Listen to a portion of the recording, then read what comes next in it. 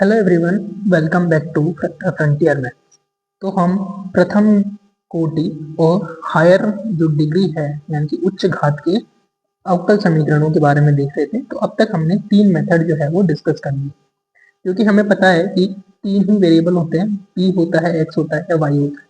अगर तीनों में से किसी एक में सॉल्वेबल हो जाए यानी कि तीनों में से किसी एक का भी फंक्शन अगर बन जाता है, तब हम क्या करते हैं, उसको सोल्व कर सकते हैं। तो हमने देखा है कि अगर p में सोल्व हो सकता है यानी कि p is equal to function of X Y, तो अब हमने फर्स्ट मेथड देखा।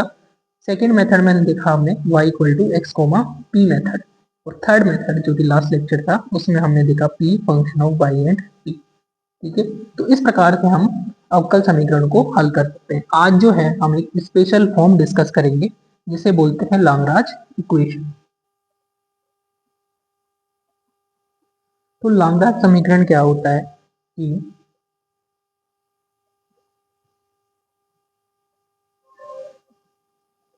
प्रथम कोटि तथा उच्च घात का अवकल समीकरण लाग्रांज समीकरण कहलाता है।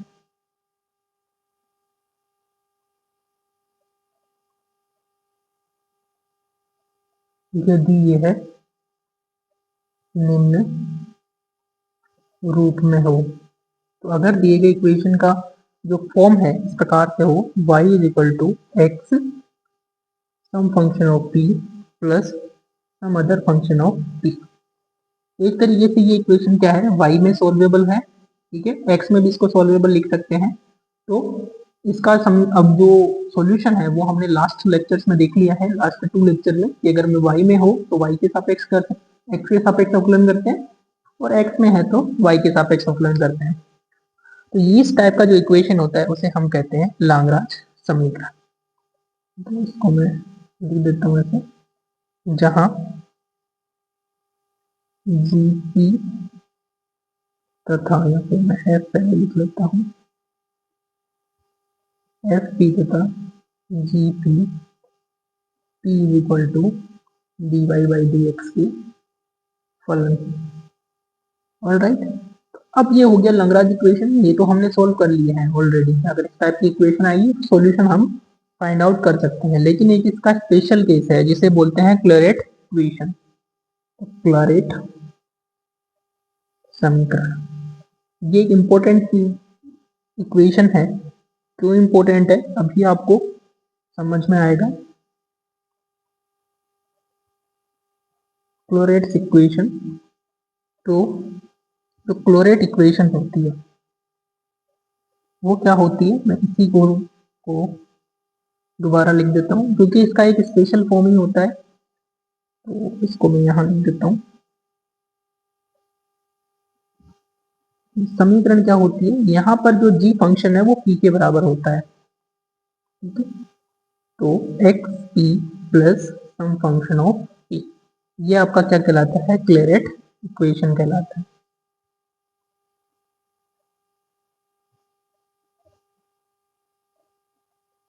और अब इंपॉर्टेंट इक्वेशन मैंने कहा था ये है, क्यों है, क्योंकि इसको मैं इक्वेशन 1 दे देता हूँ।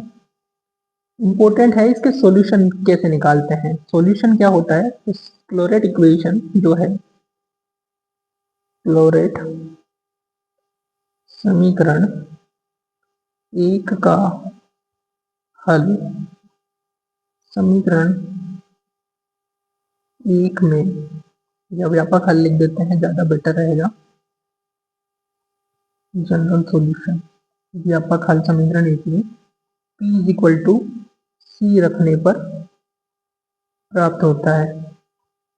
एज सिंपल एज दैट, कि अगर आपको पता चल जाए कि ये इक्वेशन एक क्लोरेट इक्वेशन है, तो आप उसमें सॉल्यूशन आपको फाइंड आउट नहीं करना है। सिंपल क्या करना है, p की जगह c को रख देना है। p इक्वल टू सी रखोगे तो आपके पास क्या रहेगा, सॉल्यूशन। अब p इक्वल टू सी अगर आप चाहो तो डिराइव करना, तो आप डिराइव कर सकते हो। कैसे, क्योंकि ये फंक्शन दे रखा है, डेरिवेटिव करेंगे इसका y x के सापेक्ष, तो p इज इक्वल टू हो जाएगा आपका, देखो मैं करके बता देता हूँ बट अभी के लिए, तो y का करेंगे तो p हो जाएगा, x का करेंगे 1 हो जाएगा, और D P upon D x हो जाएगा और एफ डैश पी हो जाएगा। पी से पी कैंसिल हो गया, x D P upon D x plus F dash P क्या हो जाएगा 0। चरों का पृथक्करण कर देंगे तो F dash plus D X upon X equal to 0। Integration करेंगे तो ये क्या हो जाएगा 1 अपॉन एफ डैश का। एफ डैश को इसको मैं ऐसे लिख सकता हूँ माइनस लॉग एफ डैश, या फिर लॉग एफ डैश लिख सकता हूँ डायरेक्ट। वेट मिनट, छोटा सा मिस्टेक हो गया है। यहाँ जो एफ का डेरिवेटिव किया तो यहाँ भी D P upon D X आना चाहिए ना। तो अब D P upon D X को मैं कॉमन ले लूंगा तो X plus F dash P equal to 0। अब यहाँ पर क्या है, डेरिवेटिव नहीं आ रहा है, तो इससे तो मिलेगा सिंगुलर सॉल्यूशन विचित्र हल, और इससे क्या मिलेगा आपका व्यापक हल। तो D P upon D x equal to 0, यानी कि पी इक्वल टू क्या आ गया constant. P equal to constant रखेंगे गिवन इक्वेशन में तो हमें क्या मिल जाएगा व्यापक हल। तो इस प्रकार से हम क्लैरेट इक्वेशन को सोल्व कर सकते हैं। तो हम एग्जाम्पल के थ्रू उसको देखेंगे। तो ये इक्वेशन आपको दे रखी है। अब डायरेक्ट अगर आप देखोगे तो क्लैरेट इक्वेशन जैसा नहीं दिखाई देगा, बट एक चीज ध्यान रखना आपका, क्लैरेट इक्वेशन ये होता है y equal to P x plus some function of p। तो मैं इसको इस प्रकार से लिख सकता हूँ y minus P X equal to function of p। तो आपका इस प्रकार से इक्वेशन होनी चाहिए, यानी y होना चाहिए और px होना चाहिए, तो हम उसको क्लैरेट फॉर्म में लिख सकते हैं। तो पहले इसको लिखते हैं, दिया गया अवकल समीकरण तो y minus P X P minus one is equal to P. तो पहले y माइनस पी एक्स की वैल्यू निकालता हूँ मैं, तो p माइनस वन को डिवाइड कर देता हूँ। तो y हो गया, पी एक्स को इधर लेके आ गए, तो अब ये क्या हो गया क्लैरेट इक्वेशन। तो जो कि क्लैरेट समीकरण है,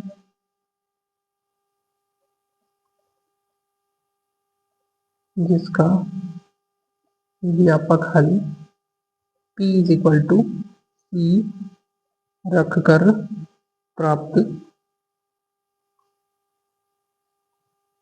किया जा सकता है। तो p इक्वल टू सी रखेंगे इसमें, तो y इक्वल टू हो जाएगा सी एक्स प्लस सी अपॉन सी माइनस वन।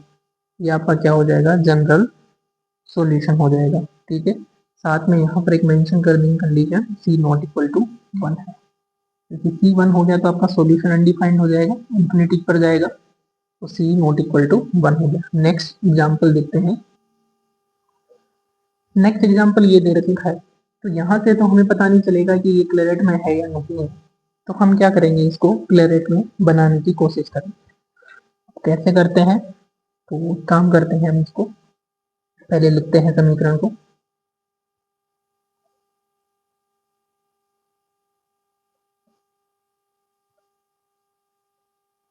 ये है आपका X minus A P square plus X minus Y P minus Y equal to 0। ठीक है, तो अब मैं इसको पहले मल्टीप्लाई कर लेता हूँ, तो ये क्या हो जाएगा आपका P square X minus A P square plus P X minus P Y minus Y is equal to 0। तो अब मैं पी स्क्वायर यहाँ से कॉमन लेता हूँ फर्स्ट टू टर्म में, तो ये एक्स माइनस ए बचेगा, या फिर एक काम करता हूँ एक्स वाली टर्म को, क्योंकि मुझे पी एक्स चाहिए, तो पी स्क्वायर एक्स और पी एक्स को एक साथ लिख देता हूँ, और यहाँ से पी वाई और वाई को एक साथ लिख देता हूँ equal to A P square. अब पहली टर्म में मैं पी एक्स को कॉमन लेता हूँ, तो यहाँ से बचेगा पी प्लस वन, और यहाँ से मैं माइनस कॉमन लूंगा तो P plus minus Y common ले रहा हूँ तो पी प्लस वन। दोनों में क्या कॉमन आ जाएगा P plus one is equal to A P square. P plus one से डिवाइड कर देंगे तो P X minus Y is equal to हो जाएगा A P square upon P plus one.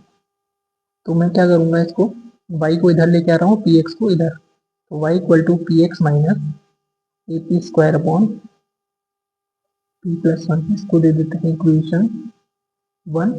और ये अब है क्लैरेट इक्वेशन, जो कि क्लोरेट समीकरण है।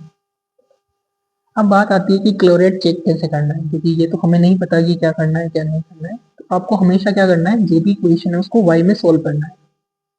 y में सोल्व करने के बाद में आपको पता चलेगा कि ये क्लोरेट इक्वेशन है या नहीं। मैंने क्या किया, इसको y में सोल्व कर लिया। अब ये क्या है, क्लोरेट इक्वेशन है, जिसका व्यापक हल क्या होगा, y equal to sorry p equal to c put कर देंगे, a C square upon c plus one. ये इसका क्या हो जाएगा, सॉल्यूशन, जहां c क्या है, not equal to -1। Next question देखते हैं। तो ये क्वेश्चन आपको दे रखा है, इसको सॉल्व करना है हमें। तो देखते हैं इसको। तो अगर मैं इसको y के लिए सॉल्व करूं, तब ये आपका क्लोरेट इक्वेशन नहीं होगा, क्योंकि यहाँ से y आ रहा है आपका 2px minus A Y P square.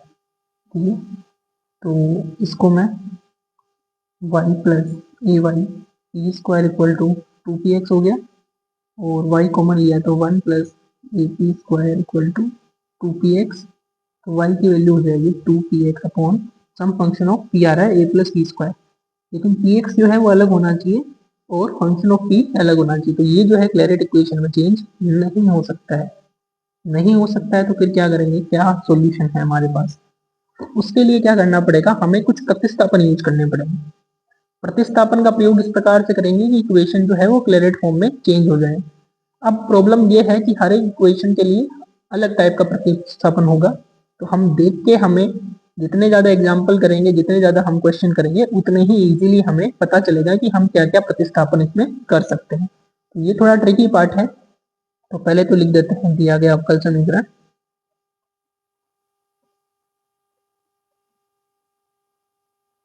तो ये हो जाएगा y minus 2xp plus A Y square equal to 0। ठीक है, अब बात आती है कि प्रतिस्थापन क्या यूज करें। तो प्रतिस्थापन यूज करने के लिए हम क्या करेंगे, ये जो लिखा हुआ है ए वाई पी स्क्वायर, इसको हम लिख सकते हैं ए वाई पी इंटू पी। तो इस वाई पी की जगह जो है पी वाई, तो ये पी वाई जो है हम एक नया जो आपका पास टर्म होता है, जैसे p का मतलब होता है D Y upon D x, तो y D Y upon D x की जगह हमें चाहिए कुछ नया वेरिएबल, मान लेते हैं इसको डी वी अपॉन डी। ये कब आएगा, जब हम डेरिवेटिव करेंगे वाई स्क्वायर का। ठीक है, तो वाई स्क्वायर का डेरिवेटिव करने पर ये चेंज हो जाएगा हमारे पास। तो हम वाई स्क्वायर को कोई नया वेरिएबल अज्यूम कर लेते हैं। तो माना वाई स्क्वायर को मैंने मान लिया, डेरिवेटिव करेंगे तो 2y d Y upon D x equal to हो जाएगा d v upon D x. और d Y upon D x क्या होता है, p।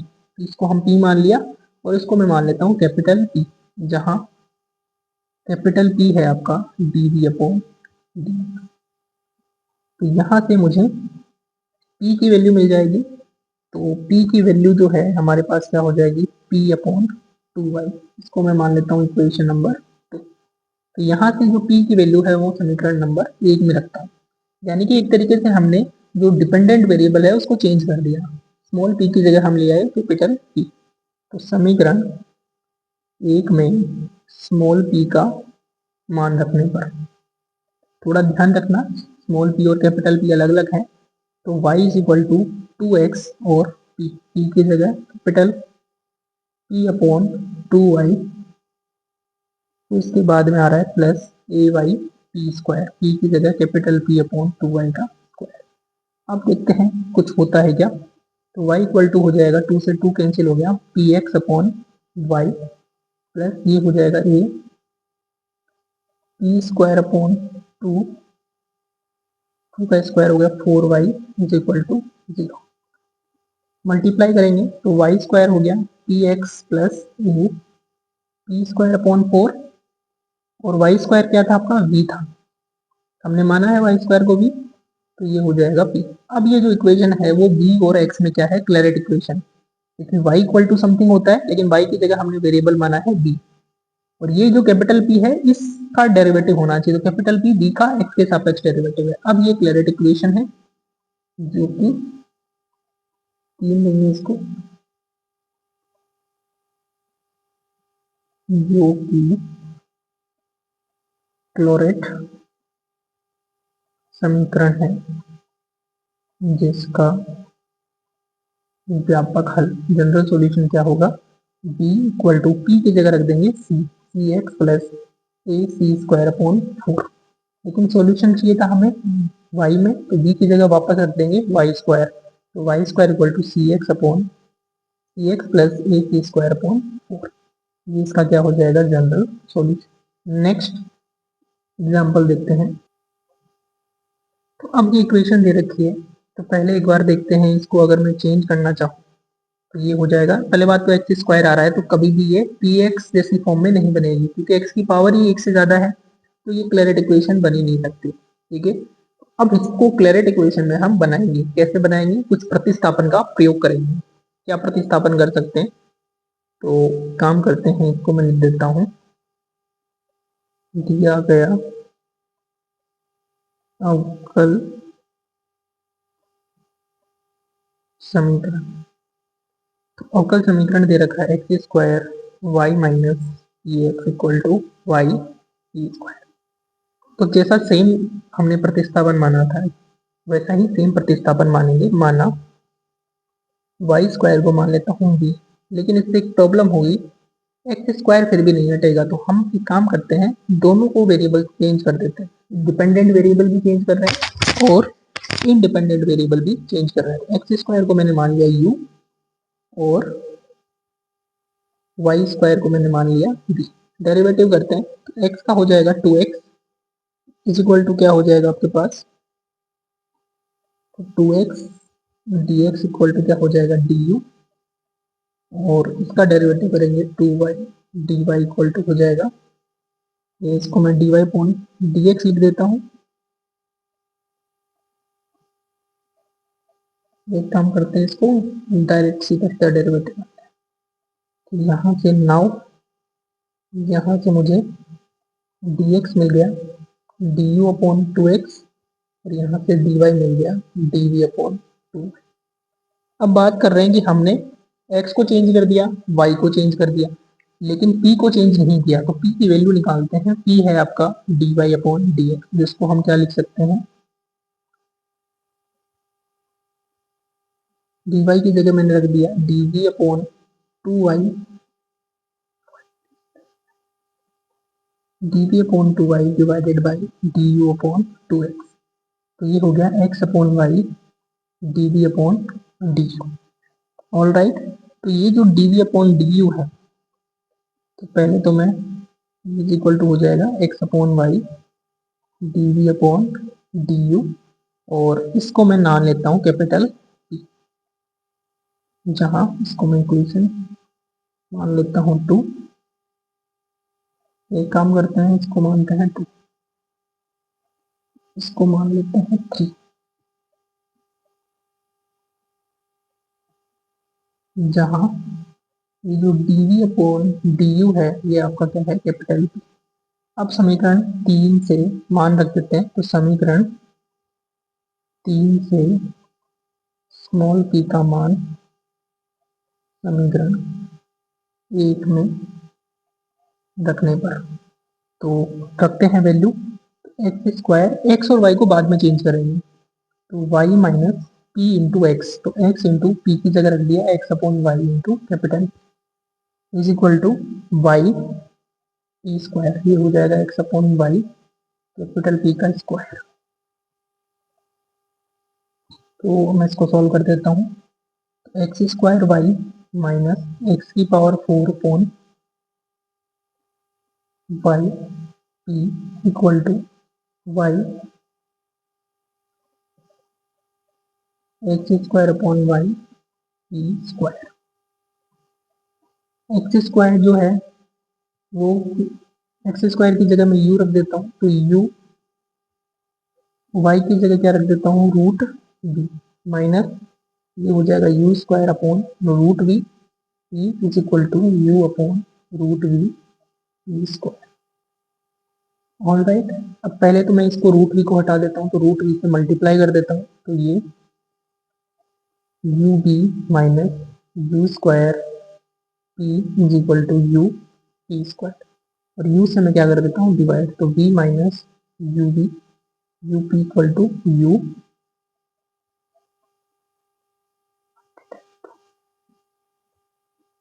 ठीक है, u से डिवाइड कर दिया। अब मैं इक्वेशन को लिख सकता हूँ v is equal to P U plus P square, जो कि क्या है आपका फ्लोरेट इक्वेशन, जो कि क्लैरेट समीकरण है, जिसका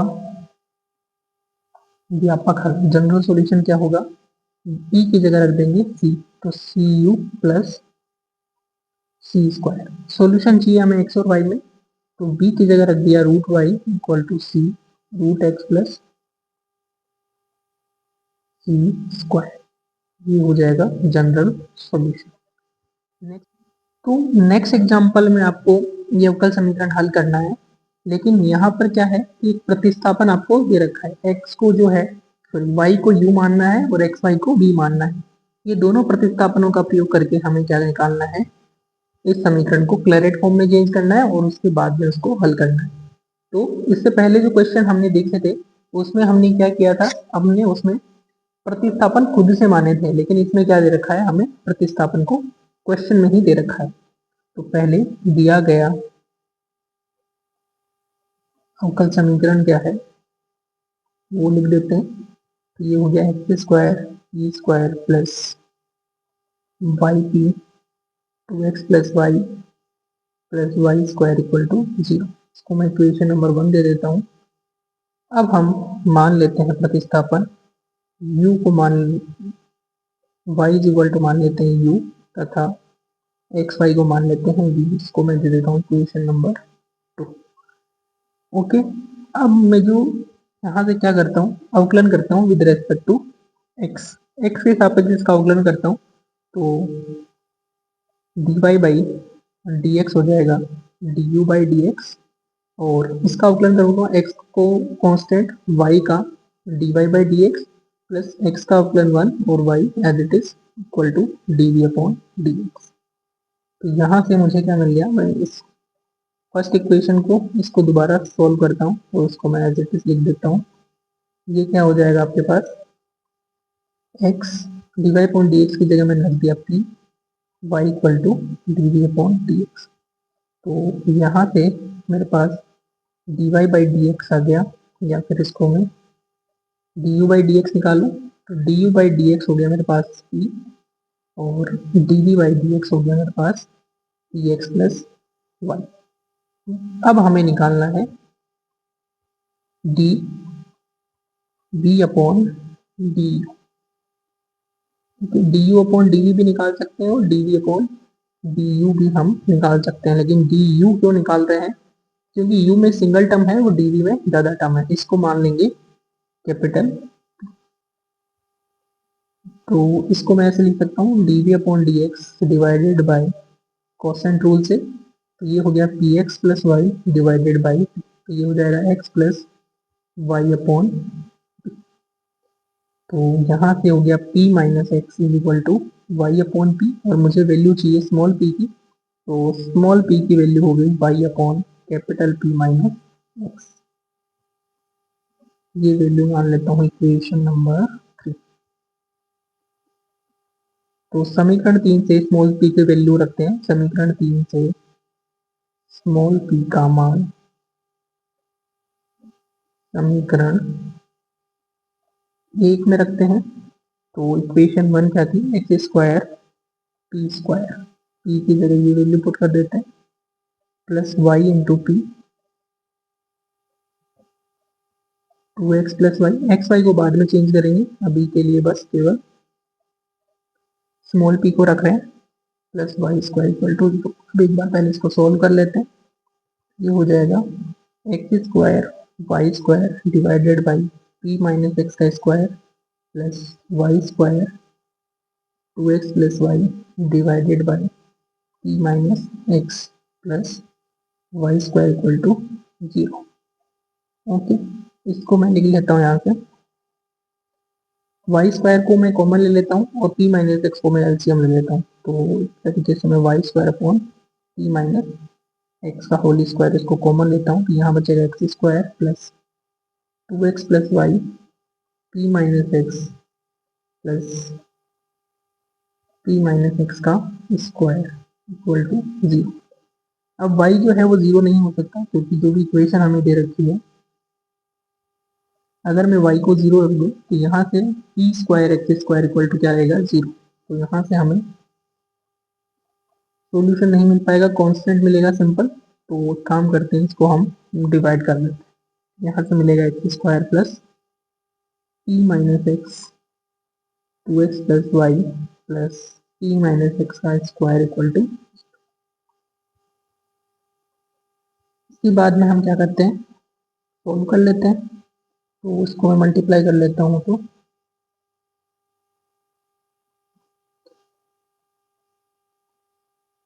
2x e minus 2x square plus p Y minus x y plus P square minus 2px plus x square equal to 0। तो देखते हैं, ये एक्स स्क्वायर और ये एक्स स्क्वायर, 2x स्क्वायर और ये 2x स्क्वायर आपस में कैंसिल हो गए। तो 2xp plus p Y minus x y plus P square और minus 2xp equal to 0। 2px से 2px भी कैंसिल हो गया तो बचेगा p Y minus x y plus P square equal to 0। अब वैल्यू रख देते हैं हम, y की जगह u रख देते हैं और एक्स वाई की जगह रख देते हैं v। तो ये इक्वेशन हो गई v is equal to P U plus P square. तो ये इक्वेशन मान लेता हूँ मैं 4, जो कि क्या है, क्लेरेट इक्वेशन है, जो कि क्लोरेट समीकरण है जिसका व्यापक हल क्या होगा, p की जगह रख देंगे c। अब बात करते हैं x और y में सोल्यूशन है, v की जगह एक्स वाई रखेंगे और u की जगह रख देंगे y प्लस पी स्क्वायर। ये जो गिवन इक्वेशन है उसका क्या हो जाएगा, जनरल सॉल्यूशन हो जाएगा। तो इस प्रकार से हम, अगर क्लेरेट इक्वेशन आपको दे रखी है, क्लेरेट इक्वेशन क्या होती है, y equal to P x plus f of p. तो इसका जो सॉल्यूशन होता है y equal to C x plus f of c होता है, यानी कि p की जगह हम क्या पुट कर देते हैं c। अगर डायरेक्ट क्लेरेट इक्वेशन है तो उसको चेक कैसे करेंगे, y की वैल्यू निकालेंगे और y जो है वो इस प्रकार का होना चाहिए, पी एक्स प्लस कोई भी p का फंक्शन। अगर इस प्रकार का नहीं है, इसका मतलब वो क्लेरेट फॉर्म में नहीं है। तो दो ऑप्शन है, या तो उसको बनाया जा सकता है या नहीं बनाया जा सकता है। नहीं बनाया जा सकता तो जैसे जो जनरल मेथड है हमारा, उससे हम सॉल्व करेंगे। और अगर बनाया जा सकता है तो हम क्या करेंगे, उसको कोई प्रतिस्थापन मानेंगे, y को कोई नया वेरिएबल मान लेंगे और x को कोई नया वेरिएबल मान लेंगे। इस प्रकार से प्रतिस्थापन करके हम उसको क्लेरेट फॉर्म में चेंज कर सकते हैं। तो ये जो है प्रथम कोटि और उच्च घात के अवकल समीकरण, वो आपके समाप्त होते हैं। अब हम स्टार्ट करेंगे नेक्स्ट चैप्टर, जो कि है आपका विचित्र हल, सिंगुलर सॉल्यूशन। अब विचित्र हल हमने पहले भी इसमें भी देखा था कि जैसे दो फैक्टर हमारे पास आ रहे हैं तो उसमें हम एक फैक्टर को क्या करते थे, जीरो करते थे, एक फैक्टर को जीरो नहीं करते थे। हम कहते थे कि इससे हमें मिलेगा सिंगुलर सॉल्यूशन। वही सिंगुलर सॉल्यूशन जो है हम नेक्स्ट चैप्टर, जो कि हमारा चैप्टर नंबर 4 होगा, उसमें हम इसको डिस्कस करेंगे। तो आज के लिए इतना ही। Till then keep learning, keep exploring. Thank you so much for watching.